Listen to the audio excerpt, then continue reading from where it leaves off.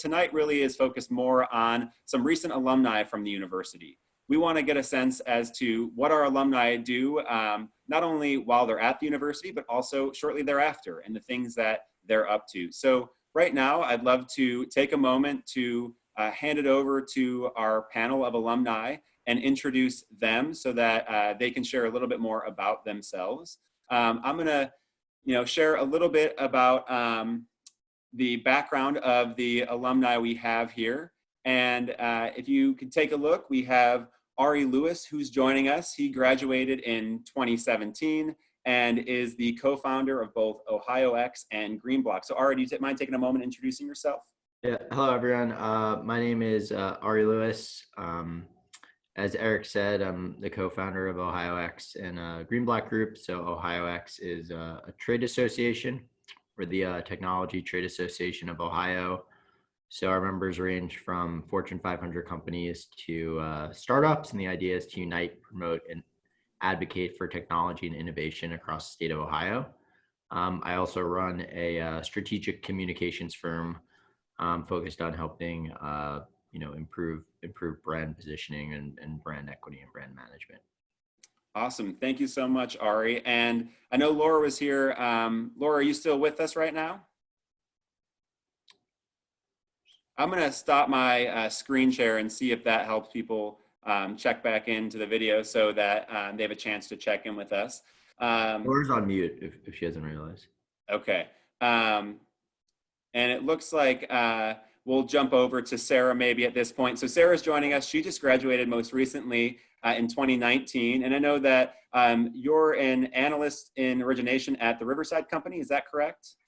Correct. So I'm an analyst on the origination team, and so that's more business development, deal sourcing, and the Riverside Company is a private equity firm co-headquartered in Cleveland and New York. So when I was at Case Western Reserve, I interned there in their Cleveland office, and I live in New Jersey, so it just made sense for me to come over to this office. And so right now I'm working out of home, but I live in New York City and I work there, so yeah. Awesome. Thank you, Sarah. It looks like Laura's back with us. So Laura, will introduce you next. Laura graduated in 2018 from Case Western Reserve and is currently a leadership staffing practice specialist at Google. So maybe Laura can take a moment to introduce herself. Sure, thanks. Sorry for the technical difficulties. I don't think Google likes me being on Zoom, but happy to be here. Yes, like Eric said, I graduated in 2018 and grew up in St. Louis, Missouri, and went to Cleveland after initially wanting to become a mechanical engineer, but made the wise choice to switch to the business school and also pursue a degree in English. Loved my experience there and so excited to share all the wonderful learnings I had from my time at Case and friendships I made. So excited to virtually meet you all. Awesome. Thank you so much. Thank you to Ari, Sarah, and Laura for joining us this evening. And thank you to our guests who are logging in and hanging out with us for a while. The goal is to make this as conversational and interactive as possible. So please use the Q&A function and send questions throughout the session. We are going to talk about their time at the university as well as what they've been up to since then. So, we will cover a few different topics, but please don't hesitate to submit your questions. We want to make this as purposeful as we can for you all. So at this point, I'd love to jump in and talk a little bit about your path to Case Western Reserve University. So, you all have diverse backgrounds. You're from different areas and learn different things. We're involved in different things. Maybe I can start with you, Laura. One of the emails that went out promoting this session referenced an activity you were involved in high school or an interest of yours, and that was printmaking. So maybe you can talk a little about, your experience in high school and what led you to Case Western Reserve. Sure. So funny enough, my first experience touring schools in Cleveland was actually at the CIA, so the Cleveland Institute of Art, not the CIA, but I remember having taken a tour of the campus and asking about the nearby area, and someone mentioned that those dorms belonged to Case Western Reserve, and I was a little curious, but we moved on to talk more about art. and it's kind of serendipitously, I eventually transitioned my interest in art and printmaking specifically into design as a whole, and engineering and my interest in math and science fit in well there. So ended up in Cleveland regardless of my major, but it was a great decision. And yeah, got to make so many great friends and eventually pursue a dual degree. So obviously, while my interests have changed, my love of the university and the crew community as a whole has not. But yes, it took a little bit of a winding road to get here. Do you still have an interest or dabble in printmaking at all? Not as much as I would like. Of course, it dawned on me to pick it back up during this quarantine, this time at home. But I have had the opportunity to get involved in the art community in Northern California. So that's been really fun. Interested in volunteering at some local museums and some art studios there. So adjacent to printmaking, but not as much as I used to. Yeah, very cool. So Sarah, let's jump to you. Let's hear a little bit about your background, where you went to high school, and what attracted you to the university and ultimately led you to attend as an undergraduate. Sure thing. So I grew up in northern New Jersey in Bergen County. I spent like the first few years of my life in Englewood Cliffs, and then I moved to Wycliffe Lake. So stayed within the Bergen County area. And in high school, I was really involved with our newspaper, our school newspaper. And that was largely because my volleyball coach also was the head of the newspaper. So, I got along really well with her. Wanted to just spend more time and kind of pick her brain. And so, yeah, then I spent a lot of time on our school newspaper. I was the editor-in-chief. And so, I'm not necessarily involved in journalism or anything like that anymore, but I was thinking about it when Laura was answering the question. And I definitely have taken a few of those skills of like proofreading and writing. And, funny enough, a lot of my job right now is to write. So it helped out a bunch. What led me to Case Western Reserve was, it wasn't really on my radar coming from northern New Jersey. Looking at a school in Cleveland, Ohio, it seemed kind of random. But my dad's friend from college went to medical school there. And so, while we were doing our tour, we just decided to drop by. I really love the campus. I love my tour guide. And that was that. On Prosby Day, I met some really awesome people that I ended up rooming with my freshman year. And so, that's how I got there. Awesome. Thank you, Sarah. And Ari, I know that obviously, similar to Laura and Sarah, you have a diverse background that led you to the university, and obviously fell in love with it and Cleveland, because you're back in Cleveland. So maybe you can talk about kind of, what led you to the university and what you fell in love with while you were there. Yeah, so my story is different than Sarah and Laura's, and also probably different than most of the attendees. But I was a soccer player, so I was recruited to play soccer at Case. My father played D1 basketball, and the Division I schools that I had offers from weren't as great academically. So my dad was really focused on making sure I had a good academic grounding, because I was not going to be a professional soccer player. So I ended up, visiting Case and really enjoyed the school. And what's actually funny is after my freshman year, I wasn't playing soccer anymore. So to his point, it's important that you choose a school for the academics, not for the athletics. And I had a really great time there. I met a lot of great people, and it was that was sort of the story. Nothing that complex. Yeah, awesome. I think that's one of the things that Jim Hurley, an assistant dean within the Weatherhead School of Management, loves to touch on in the sessions we do, is the true solid academic background that students get through their preparation here, in addition to all the great things they can get involved in, whether that's access to athletics at the Division III level or any other student organization they might be a part of. So I'm curious, not every student, comes in with a focus in business. So I'd love to just hear from you all about, what your pathway was academically at the university. Maybe you came in with specific academic interests, maybe you explored multiple and ultimately landed on one, but would love to kind of hear about how you landed on your path academically for your major or majors at the university. So, maybe I can have Sarah start this one since it's probably most fresh in your memory, given that you're the most recent alum joining us. So if you wouldn't mind kind of talking about that pathway at the university. Sure. So I came into Case Western Reserve totally undecided on a major, which really freaked me out. But it was actually one of the things that I liked the most about Case Western Reserve is that I didn't really have to declare a major until sophomore year. And even then, I still had kind of the liberty to switch if I wanted to. And so that freedom was really appealing to me because I felt like I could really explore my options and I didn't have to go in with, a set mindset and kind of anchor in before I knew what I wanted to do. I took an English class, I took a math class, a science class, a few in the business school within my first 2 semesters there.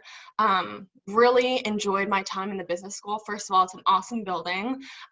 Even if, you don't end up in the business world, definitely take advantage of PBL. And I met some awesome professors and, they really were the determining factors in why I chose business. I heard about their careers and what they did in industry and, how successful they were, and I wanted to be like them. And so through my conversations with them, that's how I ended up in the business world. Awesome. And what was the exact major that you pursued at the university? That would be a good thing to touch on. I was an accounting major with an economics and psychology minors. Gotcha. And did those passions, those minors, develop throughout your time of studying accounting, or were those always something that you were interested in? Definitely, yeah. So more the latter. They were always something that I was interested in. I took an econ and psych course my first semester at the university. And, while I didn't have this deep interest in them, so that's why I didn't decide to major in them, I did want to continue with my classes in them. And so that's why I took on those minors. Awesome. We often hear from current students, alumni, about the interdisciplinary focus of students on our campus and, passionate about many things and the ability to pursue multiple things, whether that's double majors, multiple minors. Obviously, you had a major and a couple minors. And just out of curiosity, how manageable was it for you? What was your life like having, a major and a couple other minors to worry about? I think I was lucky in that I had an advisor that was really cognizant of my ability to juggle things. So she really helped me out. But I would say it was totally manageable. Granted, I didn't have to have as many credit hours as, say, an engineer. And so for my major, so that gave me a little more wiggle room to spend more time on my minors. And so for me, I thought it was totally manageable. I could have taken on a third if I wanted to. I was considering math a little bit, but I didn't. Yeah. You want to make sure they have purpose, right? Not just you're collecting them. Math, so frivolous. Laura, let's jump to you. I mean, so, what was your academic background? What were your thoughts coming in? And kind of where did you end up by the time you graduated? Yeah, coming in, I was taking AP Physics senior year of high school. I thought physics and the sciences was where I wanted to be. I'd wrapped up a internship at NASA's Johnson Space Center, I think a couple summers before. So I was all in on engineering.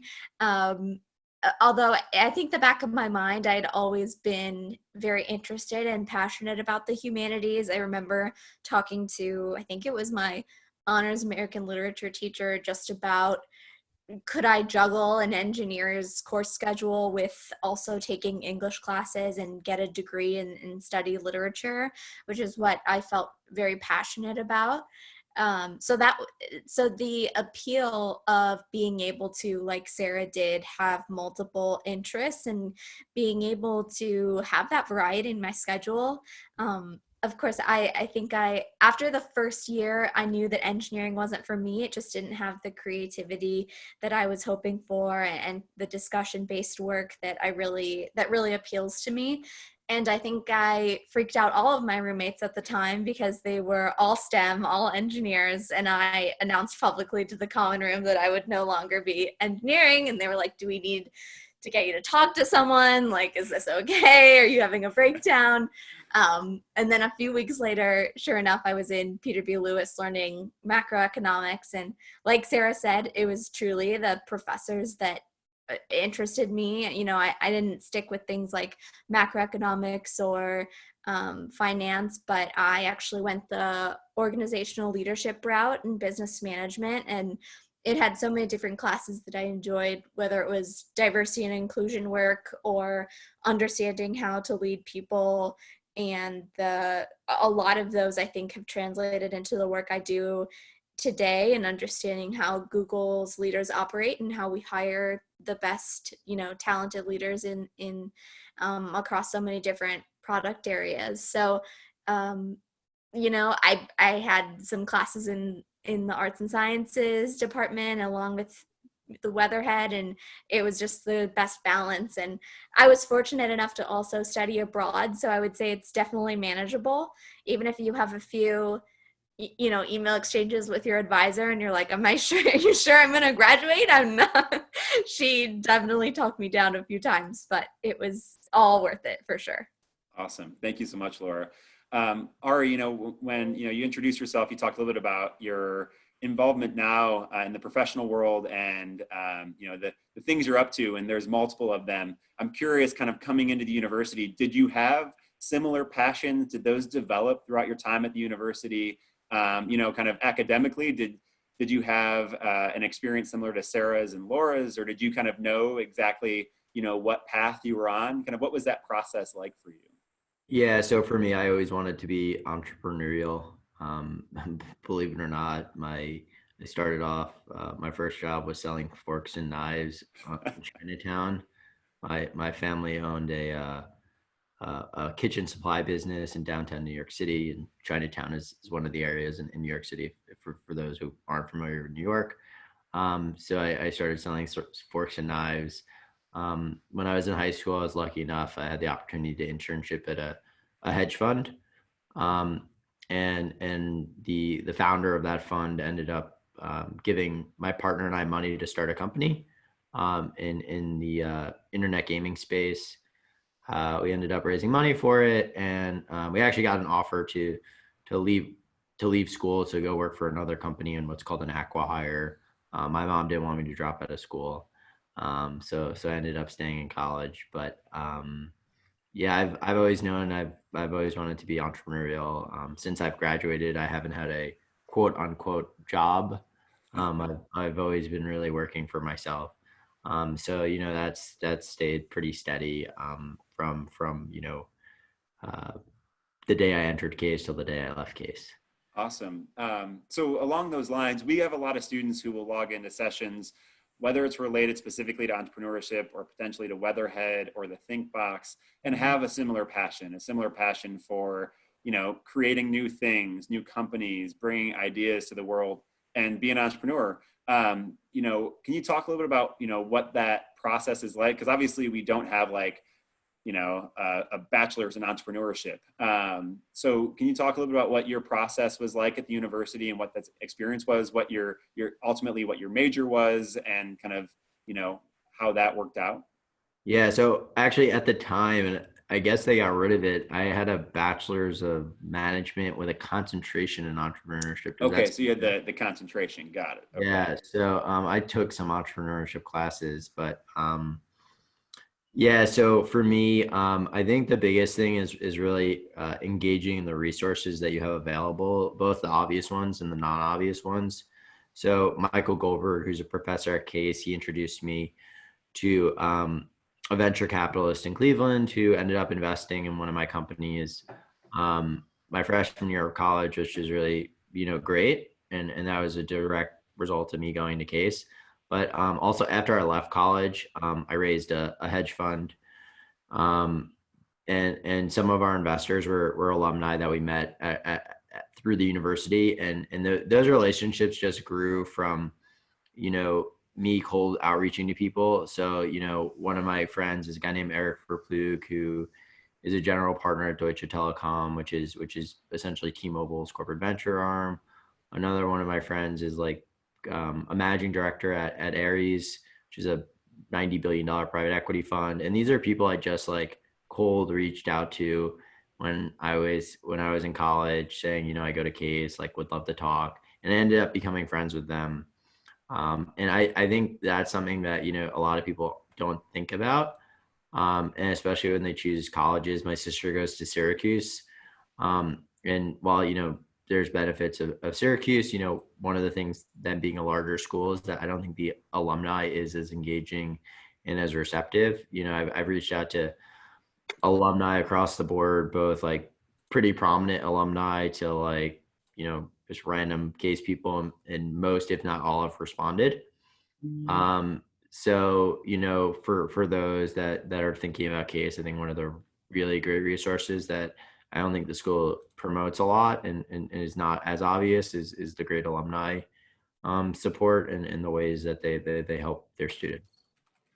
Awesome. Yeah, I think, you know, and you guys are evidence of that you are taking time out of your schedules to be here to talk to prospective students and their families. So, you know, we appreciate you guys doing that. And I think, you know, it's indicative of the culture. You're right that Case Western Reserve alum are open to connecting with recent alum or not, and kind of offering advice, offering them help along, you know, their journey. So just to clarify, because you're right, we do have a concentration of entrepreneurship. And I think part of, you know, where my comments stem from is we'll have students who, you know, are engineering majors, are humanities majors, are, you know, any number of majors who also have a passion for entrepreneurship. And whether or not you pursue a specific management degree, there are opportunities for you to engage. And I would imagine, and, you know, I'm kind of curious to hear our panelists' thoughts on this, but, you know, we often hear about the collaboration on campus throughout students' time, you know, at the university. You know, do you all have any examples of, you know, times in which you know, collaborated with classmates across discipline, you know, friends on, you know, your own ventures or projects, ideas you had? I'm just curious, you know, about your experience with that while you were at the university. So I'm happy to take it if I guess. Yeah, go for it, Ari. I might be the most pertinent. So yeah, so I started multiple companies with different classmates from the university. So my first company, Koala, which is this internet gaming company, was started with my high school friend who we ended up both going to Case Western. He was a year above me. So it'd be 20, what'd that be? Yeah, 2016, I was 2017. And then we ended up starting another company when we graduated college, which was this hedge fund. So you know, we started two companies together. I also started a consulting type company with a few friends of mine that I went to school, and that we did, you know, web development and mobile development for people. So I did a lot of collaboration with different Case students. And that applied to real world examples, but also Case, we had like a practicum. So at Weatherhead, your senior year, you do this practicum type program where you get a like a real life consulting client and you do work for them. So we had about 4 people in my group, and we did consulting work for a car wash and helping them make their company more efficient. Awesome, thank you. So now I'm kind of curious to kind of catch up to speed as to what you all are doing now, and, you know, what your plans are for the future. I know, you know, you guys have mentioned your titles and where you work, and a little bit about what you do, but maybe you can touch on, you know, slightly how the university prepared you for the role you're in, and then also kind of what you're looking forward to yourself for your own future. So maybe we'll jump down to Laura, if you can kind of share, you know, how your experience at Case Western Reserve prepared you for your role, but also, you know, what your thoughts are for the future. Yeah, I think it's funny because maybe almost a year and a half ago at this point, a recruiter at Google reached out to me about the role I'm in now. And of course, Google being Google and leadership being in the role title, I was like, well, that already shares one word with my concentration. So, and looking more at the job description and exactly what it would mean to be engaging with that kind of talent in the market, and also collaborating at at a technology company that also is at the forefront of understanding and working with people and putting the user and our Googlers first. I think a lot of the learnings I had about diversity and inclusion and organizational management and business practices as a whole have affected the work that I do every day.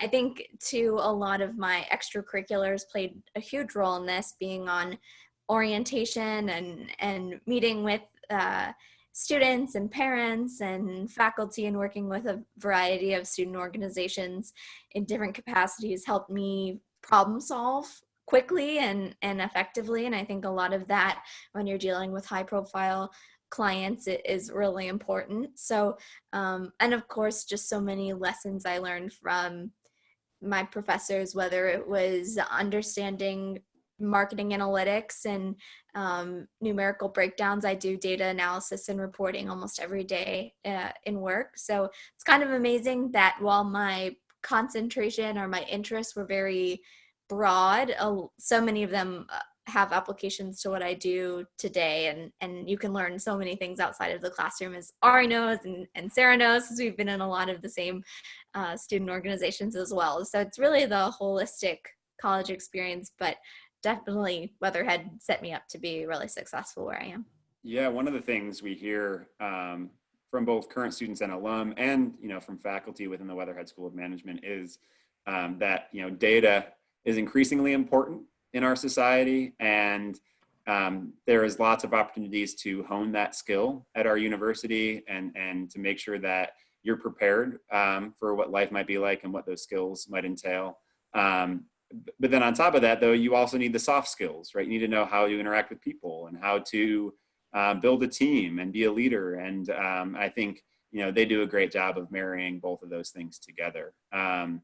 Sarah, maybe I can, jump to you about, ways in which the university prepared you for the role you're in now. And, I know you're kind of early on in your career, of course, but maybe kind of thoughts about where you want to take your career path. Sure. I think the biggest skill that I learned from Weatherhead was how to network effectively.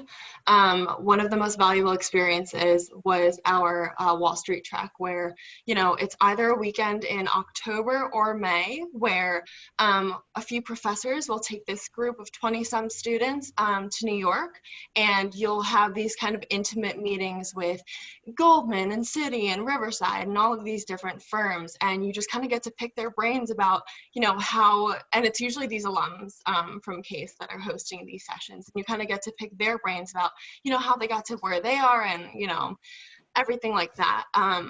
But that was also an awesome chance to network. And what I learned from there, I took back to Cleveland with me. And yeah, I think building relationships is super, super important in business. And so, to sharpen up on those soft skills, I think was one of the most valuable lessons for me.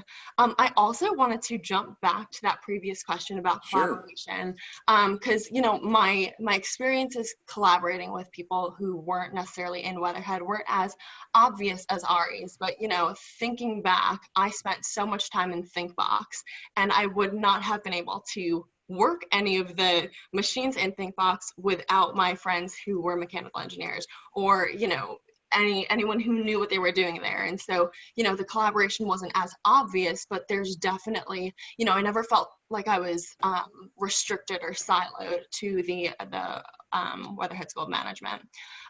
Where I see myself a few years from now, I definitely want to continue to be at Riverside. I think it's a really awesome place to grow. The culture there is really awesome. And I think I'm just getting my, footing in terms of networking with people and, my footings within the firm too. And so hopefully in the next few years, I climb the ranks from analyst to something above. But yeah, I hope I'm still at Riverside. Awesome. Thank you, Sarah. And thanks for the ThinkBox connection. There actually was a question about, whether you all had any experience with ThinkBox. So I'm happy to hear, Sarah, that you did. And Ari, Laura, if you have experience you'd like to share later, please don't hesitate to let our audience know about that. But I think, one of the things we hear about ThinkBox is from the outside, knowing it's a maker space, there's this perception that it's like just for engineers, but clearly it's not. Obviously, there are a lot of ways to go and create there, but it's open to anyone, right? Like Laura mentioned, wanting to do things that are creative. Like you could certainly go there and just mess around. In fact, whenever I go there, I probably annoy the students in there because I always ask them, what are you doing? What are you building? What are you making? And I would say 99% of the time, it is just for themselves. It's something fun. It's a project that they want to do, something they want to create, which is really cool to see. So, Ari, jumping back to kind of where you are now, Sarah mentioned the importance of networking. Clearly, that has been a theme of yours, even from before you were at Case Western Reserve. And I imagine now, kind of, working for yourself and building your own companies, that's probably, even more important. Maybe you can talk a little bit about, where you're at now and what your plans are for the future. Yeah, so right now, I'm focused on building the two things that we have going. So our association, as well as this communication branding company. I would like to continue to build them out, and then I'm hoping in the next 5 to 10 years, I would like to raise some type of investment vehicle focused on making something called permanent equity investments, which are similar to like Berkshire Hathaway or types of private equity where there's no exit. So you get paid back in dividends or via IPO. I'm not going to go into the details of that sort of, what I would like to do in 5 to 10 years. Awesome. We have some questions coming in, so please keep sending your questions and using the Q&A function. We want to make sure that we're gearing this conversation to things you want to learn about. And some of these questions are related to this conversation about, what you guys are up to now and what led you to this point. So, Jackson asked a question about what you think is the most important thing that separates someone from the pack when they first go out into the business world. So I don't know if any of you have strong thoughts on that, or we can kind of just go around the table. But the idea of, when a graduate from Case Western Reserve is, first looking for a job, applying for a job, landing that first position, in your experience, kind of what can separate them and give them a leg up compared to the competition, compared to other people applying for those jobs? Yeah, I'm happy to take it, I guess. If Go for it, Art. Yeah. I'll follow. So so I think it's really about branding and differentiation. So what does that look like? So there's a few different paths. It's more than just like filling out a job application and then waiting to hear back. It's being proactive about that, right? So whether that's reaching out to someone at a company, whether it's an alumni or not, showing that you're interested in that position. But additionally, on top of that, it's also things like, having a personal website, growing social. I think, part of my job and part of something that, I'm big on, that I write about and talk a lot about is growing your social accounts. So, actually right now, a big focus of mine is TikTok, believe it or not. People Do you laugh. have the dances down? Yeah, no, I'm not that good at them, but people have really I think some people don't get it. But a lot of people, especially in the tech world and, especially in media now are really looking at TikTok. And it's all, but it's a way to differentiate yourself too. Like from, say you want to go work at a company creating content and creating, video. Who do you think has a better opportunity? Someone who just submitted their resume or someone who has 50,000 followers on TikTok or Instagram? I would say, that's definitely something huge, and it's something you can do right now, right? So, start finding areas that are really interesting to you and choose a niche and choose a platform, whether it's something like writing, whether it's Instagram, whether it's TikTok, Twitter, and start trying to learn about it and grow your following and become an expert in it, because I think that's an amazing way to differentiate yourselves, not only to employers, but to really anyone in life. It will always give you an edge up when you have those types of, brand followings. Awesome. Sarah, you said you might have a couple things to add. Yeah, definitely. So I was gonna just throw in there that I think technical skills are fairly easy to teach. And so, anyone can sit down and take a test and, do really well on said test or learn how to use Excel like a wizard or, anything like that. But I think soft skills, and I know I said this before, they're so important. Would you rather work with person A who's like really fun and bubbly and and they like okay, so person A and person B both have the same technical skills. Person A is really lively, energetic, and they're invested and they're motivated. Person B kind of just does the job. And they both do a fine job, but who are you going to hire and who do you want to work with? And so I think it's really important to differentiate yourself not only on paper but also in person. And I think that's what's going to win the interviewer over. And I know Ari touched on staying proactive, and that's actually like on a little sticky on my computer because it's really easy to get busy with just your work, just the stuff that you're given with. Trust me, I can spend so much time just doing the stuff that I'm given. But I think what'll really differentiate you in the workplace is to, go the extra mile and talk to someone on a different team, see how you can help them out, or talk to one of your peers, see if you can help them out with a side project of theirs. And so yeah, those are my bits of advice. Awesome. Yeah, Thank you, Sarah. I would definitely say what I look for, and I feel like something that I've tried to exude is passion and compassion. So basically, is the person interested in the work that they do currently? Does it seem like they would bring that passion and bubbliness that Sarah mentioned to the work that they're looking to do with the company? And then once they get there, are they going to be a team player? Are they going to be collaborative? Are they going to step in when a peer or a colleague needs that extra hand? So I definitely think the technical skills, you need those undergird a lot of the work that you do and will do, and obviously boast about them on your resume and get your foot in the door that way through networking as well.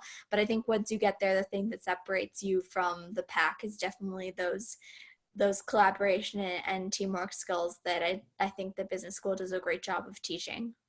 Yeah, definitely. And I mean, I can echo that from my perspective as an admission counselor. And for those students who are joining us, especially, juniors or sophomores out there who are thinking about college applications in the future, when we review applications, it's certainly more than just a test score or a GPA, right? We want to look and find people who are going to build community on our campus, who are going to be engaged with each other, who are going to do cool things. So, when you think about how you can put your best foot forward, it's exploring those avenues, as Ari said, as Laura and Sarah said, finding those passions and the ways that you can be proactive in engaging those passions. So along those lines, we had some students ask about the way that you three were involved while you were on campus. So in particular, wondering if you all were involved in let's say things like research or Greek life. And then, if those things had an impact on your life after you graduated, if involvement in research or involvement in Greek life and the networking there might have helped you upon graduation. Anyone want to jump in? Laura? Go ahead. I think I was probably involved in everything but research. Student government with Sarah, Greek life also with Sarah. Sarah and I know each other. And things like being a tour guide, being on orientation e-board, which was just a blast, getting to see all those new faces on the first day. And I worked at the Center for Women for all 4 years, and that was just an incredible resource and community that I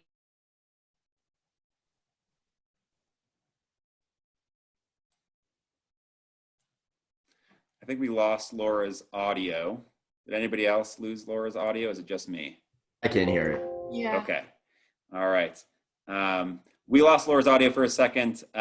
So Laura, are you back? I just gushed all this great stuff. And yeah, I said Weatherhead and Center for Women and Greek life and all the things. Awesome. How about Sarah and Ari, involvement on campus and how that might have impacted life afterwards? Sure. So as Laura said, I was also in Greek life, and there wasn't a direct impact per se. So it's not like I had, you know, a sorority sister who was at the Riverside company who kind of pulled me in. It wasn't that kind of situation, but I did see a lot of Greek members who were doing really great things. And so I was kind of inspired by them. And so it was kind of this indirect effect. But yeah, it did have a positive effect on me. Anyone who's thinking about going Greek should definitely do so. And I was also involved in this organization called Camp Capstone. I met a bunch of cool people through there. And so, I don't think that like my extracurricular involvement so directly impacted my career or professional life, but it did help me meet more people, kind of pick their brains about what they wanted to do. Because if I was just in a vacuum and I had to decide what to do on my own, I think I'd be stuck. And so I think it's really important to pick the people around you, pick their brains and see why they're motivated to do what they do. And yeah. Awesome. And how about yourself, Ari? Wait, so the question, just so I understand Just how. generally, I expanded it kind of to involvement on campus and how that impacted possibly your life after graduating. But in particular, the question was specifically about, the two examples given were research and then Greek life. Yeah, which I wasn't involved in either of those. Which is, yeah, I just wanted to get the clarification on that. So yeah, for me, I was involved in a few clubs on Case's campus. And I think I actually was in, oh no, I was not in the business route. I was thinking, was I in business route? But I was in a few clubs on Case campus, and as I said, I also played soccer. My freshman year, for me, those social activities were just a way for me to, engage and meet more students. For my friends that were in Greek life or did research, I think it was, again, those were very rewarding experiences for them.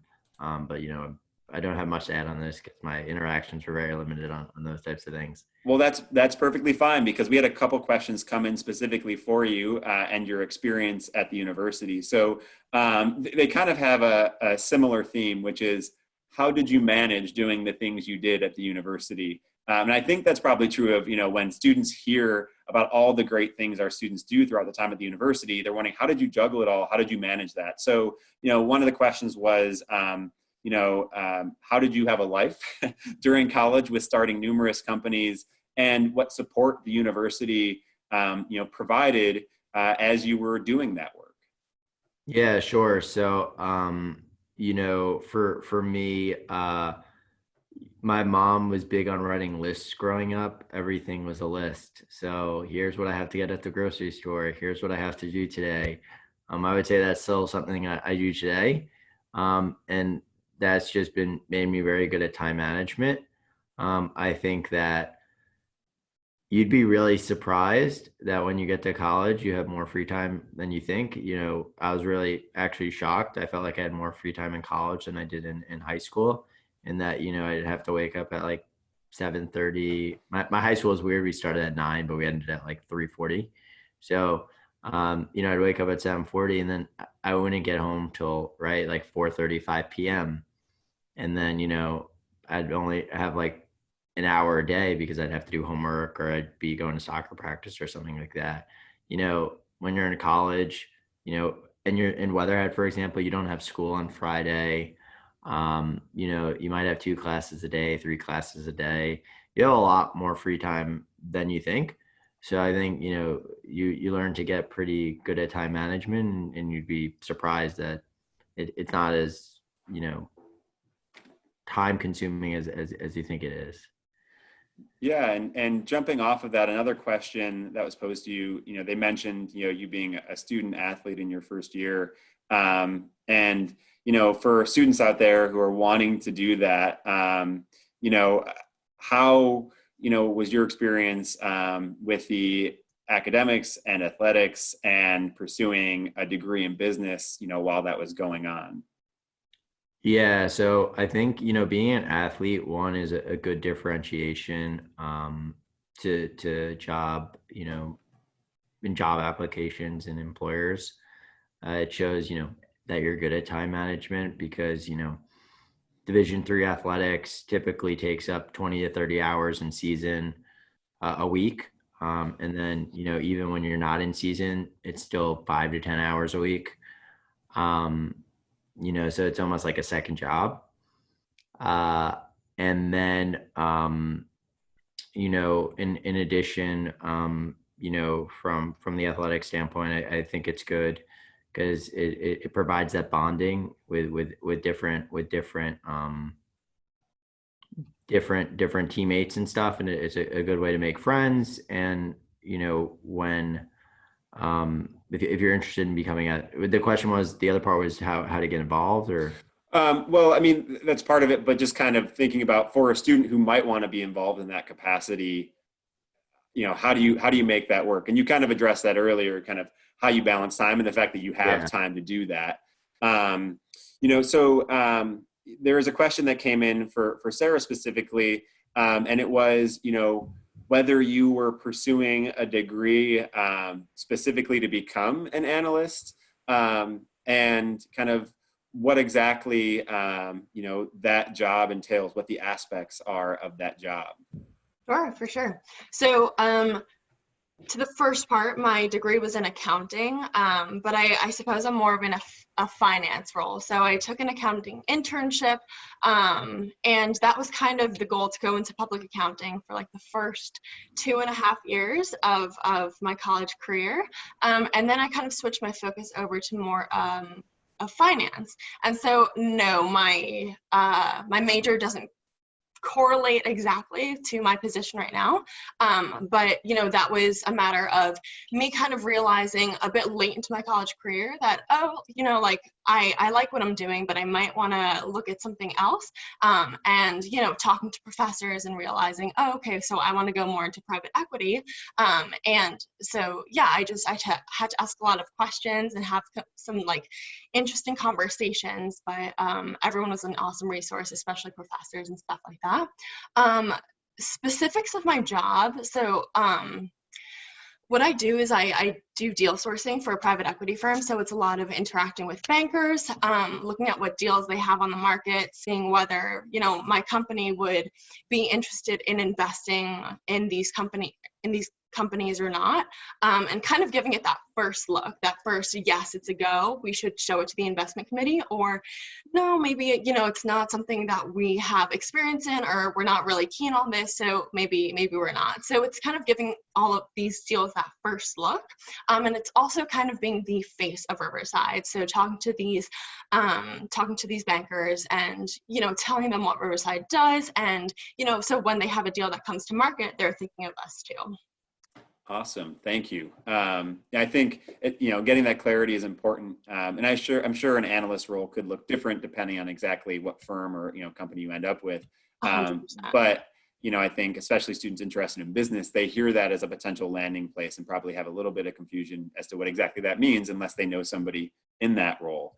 Another question came in specifically for Sarah and Laura, because both of you mentioned, experience with Greek life, as well as obviously a multitude of organizations that you were involved in. But the question was specifically if you guys were involved in social sororities or academic, and maybe you can kind of just touch on what that experience was like briefly. Sure. Laura, you want to go? Sure. So I was involved in both a social and a professional. Well, there's like a leadership fraternity that's specific to leaders in Greek life, so Order of Omega, but my entrance into that was through a social fraternity. So I was a Kappa Alpha Theta, and while I wasn't a part of any fraternities that were affiliated with the business school, there were a lot of really great opportunities to get involved there, and through the Wolstein Society senior year, and being able to give back and learn from just the connections that facilitated with the broader alumni through that. So just a variety of different, fraternities that were social or professional in nature, and some that kind of function as more of a accolade, so to speak, or a way to make connections with others in the business world. Awesome. Sarah, anything to add to that? Yeah, so I was also involved in both a professional and a social fraternity and sorority, respectively. Um, I was involved in the accounting fraternity within Weatherhead. And so that was a lot of networking. We would have, people from KeyBank come in and talk about their internship program or talk about what they're doing now or what they're seeing on the market. And so that was really cool to sit there and kind of have this intimate conversation that I otherwise wouldn't have, that maybe I'd like read an article on, but to have them face to face, it was really cool to be able to listen to what they were thinking and seeing and kind of pick their brains in that aspect. Awesome. Thank you so much. We've had a few more questions come in, and there are a few questions, kind of a couple different themes. Maybe Ari, I'll jump to you. Can you kind of touch on what your experience was at the university relative to the size of your classes and, what kind of the classroom environment was like, and kind of how that might have affected your learning along the business path? Yeah, sure. So I don't remember any of my classes really being more than 20 people. I think there was maybe one or two that were fairly large, and those were like introductory courses. Like I took a introductory history course, but for the most part, most of my classes were fairly small in nature. Um, even courses that I was taking like as an elective, I took like a history course and it had 14 people, right? And then we have SAGEs, which I don't know how familiar um, the attendees are, but these are these writing courses that are topical in nature. And my SAGEs courses, which everyone's required to take, were no more than 2 people. So I think those small class sizes are good because it allowed you to build good relationships with both the professors and the students. Awesome. Thank you. And Sarah and Laura, would you agree that generally the experience you had was relatively small in terms of class size and your ability to interact with students and professors? Yeah, I'd say besides like the intro classes, I think all of my classes were like 20 to 30 people. So it was really easy to get along, to know all the students by name and also to have a really great relationship with the professor. Awesome. Very good. Now I'd love to take a quick diversion from kind of the in-class experience to the out-of-class experience while you were on campus. And there are a couple of questions focused around internships. So, in particular, wondering about if the university has any prominent internship programs that help students get jump-started into their careers, but then also, kind of more generally, how the university helps facilitate students finding internships. So I'm going to touch on that first question real quick because I know that was mentioned earlier. One example that Weatherhead does in particular is that Wall Street Trek, where they have alumni, who have helped to coordinate students visiting Wall Street and, getting students into firms to network and to hopefully get their foot in the door for an internship in the future. So, Weatherhead in particular is very good and proactive about trying to connect students with those internship opportunities. And they bring career fairs and other opportunities to campus so that students can interview and apply as they look to find those internships, before they graduate and hopefully land a job. So I don't know if you all had experience with internships or specific examples of your own from time at the university, but if anybody wants to jump in and share anything they'd like to about internships, feel free. Yeah, I'll just jump in here really quick and say that, the university offers these university-wide career fairs, but they also offer Weatherhead-specific career fairs. And so those are so key because it's a very small, compared to the university, subset of students that are going and that are meeting with these recruiters. And so it'll be a really great opportunity to meet these people face-to-face versus being behind a computer and just submitting your resume to add to their pile. So definitely take advantage of those. Awesome. Thank you. I know we only have a few minutes left, so if I don't get to your question, I apologize and don't hesitate to reach out to us. You can certainly reach out to our Office of Undergraduate Admission and we will do our best to make sure your question gets answered. But Sarah, one question came in for you, and the student asked about that minor in psychology, and this student in particular has an interest in psychology and was wondering if there was much room to be open and to experience creative endeavors and projects in that field. And in particular, this student has an interest in like psych and behavioral neuroscience. So like wondering, what opportunities there might be in psychology to do that. Definitely. So I definitely could have experienced a bit more creativity in that realm. I really just wanted to learn a bit more, so I didn't take like a deep dive, which is why I took it as a minor and not a major. But if you do have a really keen interest on this, there are plenty of opportunities. I participated in experiments that were produced or put on by other students. Additionally, every senior at Case Western Reserve is required to do a capstone of some sort, which is just like this culminating project your senior year. And so depending on the school, the capstone differs, but that I think is like the pinnacle of creativity. So yes, the answer is yes. Awesome, thank you. So I'm going to wrap it up with one more question, which I think is a good one to kind of close out and allow all of our panelists to kind of share a little bit more with our guests in attendance tonight. And this question is about kind of your high school experience leading into that first year of college and any advice that you can impart. So the question in particular, is there a course in high school that stands out to you as having, kind of best prepared you for college? But kind of beyond that, kind of what advice do you have? Was there anything that was particularly difficult that first year? So as we wrap up, maybe we can kind of just go around and you can kind of just impart some advice for these students who are potentially entering college in the fall or going to be applying to colleges very soon. So, Laura, maybe we can start with you and we can just work our way around. Kind of generally advice for these students in attendance tonight.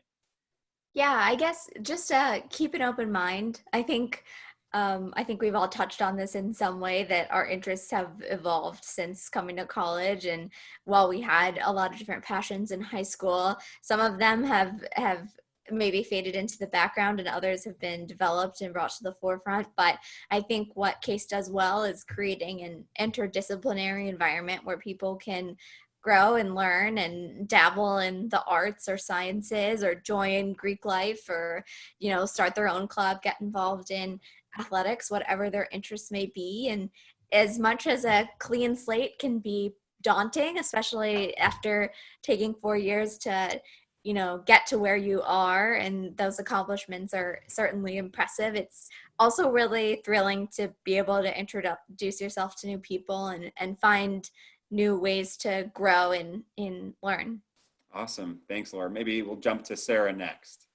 Sure. My advice is to take advantage of the small campus, the small business school, the small classes, and especially the alumni pool.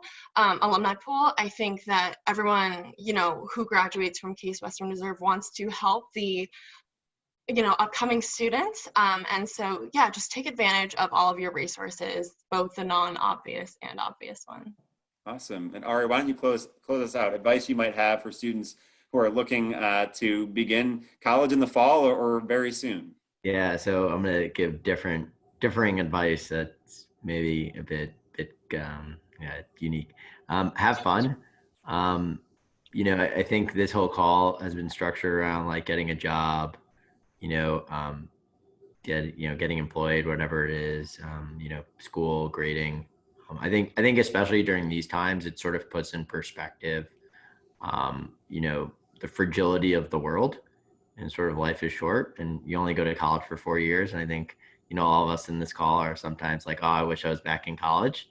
So, treasure the time you have when you're there, and really enjoy it. And, don't be so stressed about like, what's life going to be like after college, where am I going to land, but definitely try to live in the moment and enjoy your time there. I would certainly echo that and agree with that. There are days where I wish I could go back to those 4 years in an instant. So, and I'm sure that Sarah and Laura probably would feel the same way. So we thank all of you for joining us this evening. Thank you so much to Ari, Sarah, and Laura for being here and sharing their great experiences with us. Again, if you have follow-up questions, if your question did not get answered, don't hesitate to reach out to us. The Office of Undergraduate Admission can be reached at admission@case.edu.